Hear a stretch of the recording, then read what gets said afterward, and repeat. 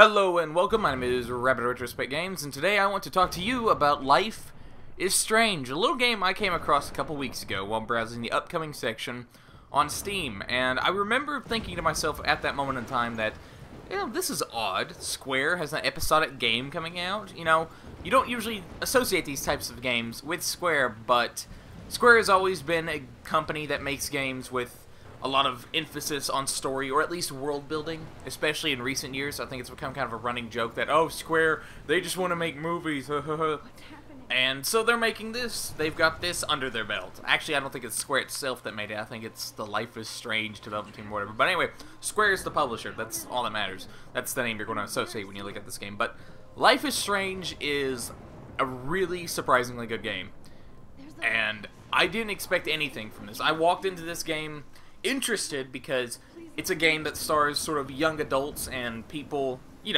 involved in like college and high school and this sort of thing. That was the impression I got when I looked at it originally, and that's kind of what we got.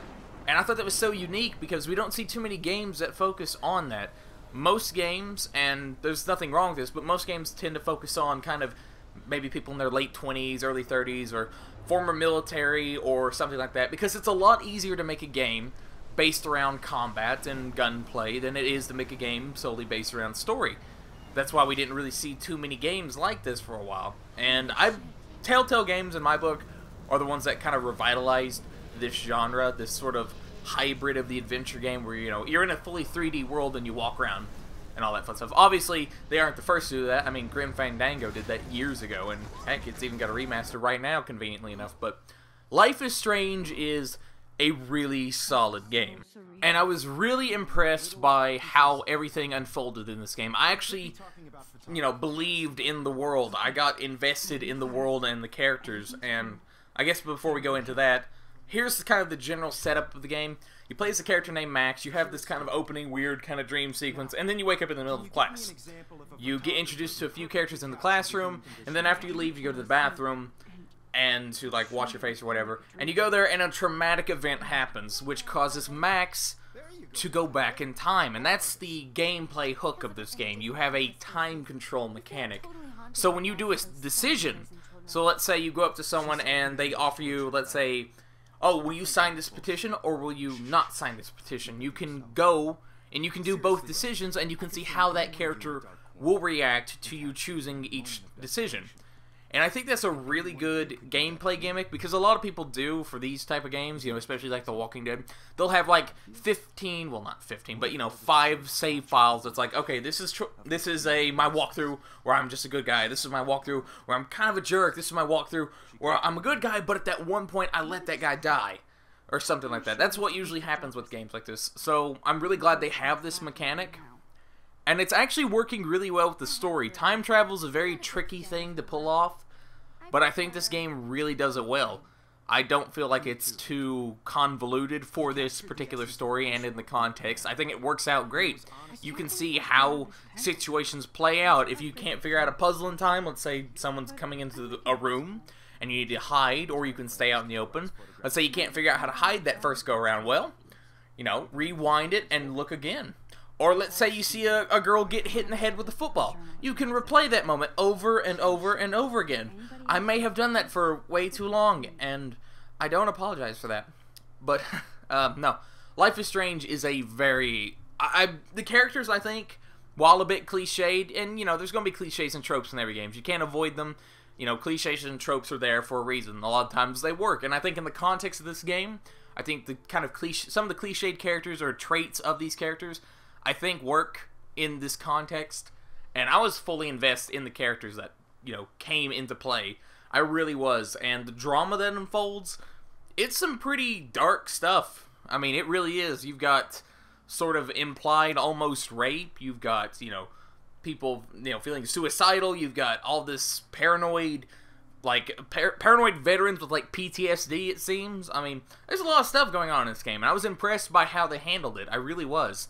You've got themes of friends drifting apart. You've got a murder mystery in the background. You've got, populars versus unpopulars. You've got all sorts of things going on. And I think the story is really really solid, and I was thoroughly impressed my entire playthrough of this game.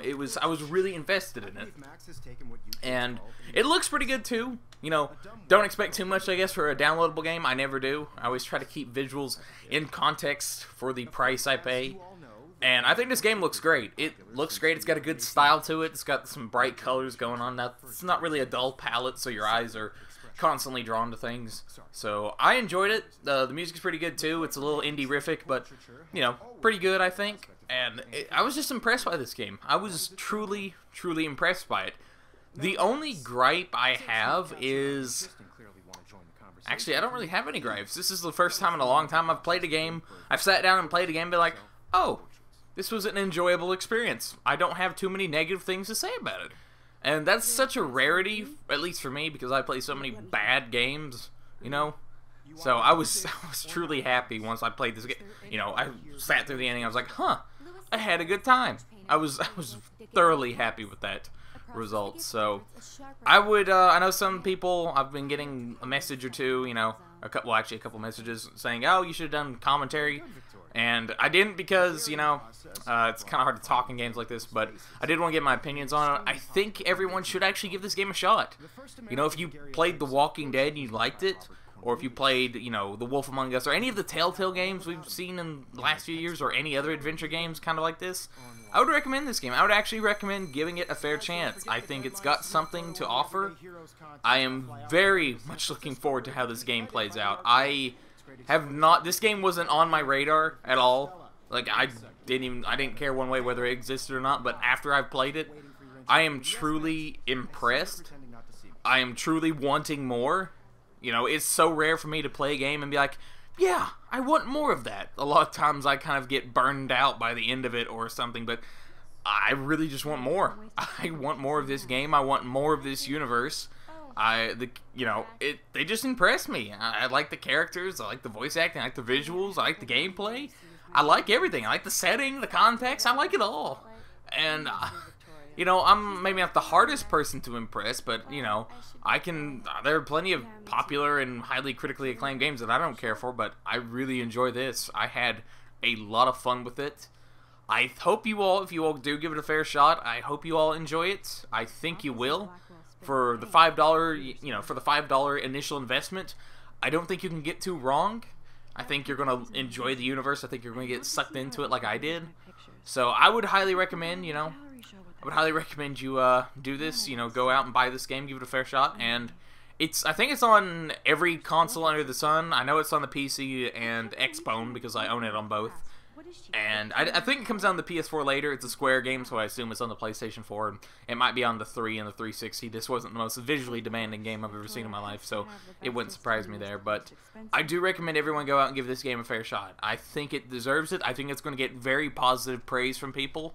And I think it's going to be a serious contender down near the end of the year. I think people are still going to be looking back at this game and saying, this game had a good story, this game was good. You know, provided the subsequent episodes are of the same quality or better.